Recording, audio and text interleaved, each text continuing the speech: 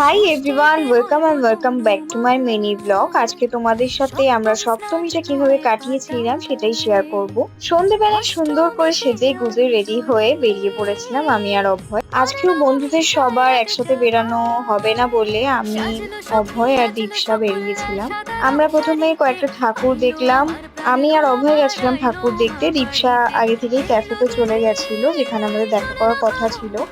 তারপরে আমরা দুজন গেলাম সাজবাতি বলে একটা ক্যাফেতে, যেটা বাদুর সাইডে ছিল। ক্যাফেটাতে আজকে আমরা ফার্স্ট টাইম গেলাম। এখানে খাবার দাবার তো আমাদের খুব ভালোই লেগেছে, আর অ্যাফোর্ডেবলও ছিল খুব। ওখানে গিয়ে গল্প আড্ডা করলাম আজকে, আর খাওয়া দাওয়া করে ছবি ফবি তুলে এইসব করেই তো চলে আসি বাড়ি। তো আজকের দিনটাও খুব সিম্পল ভাবে কাটিয়েছিলাম। এভাবেই তো সপ্তমীটা কেটেছিল আমাদের। আর এই দিনেরও বড় ব্লগ আমার চ্যানেলে খুব শীঘ্রই আসতে চলেছে। তো দেখা হচ্ছে নেক্সট অষ্টমী স্পেশাল ব্লগে। টাটা।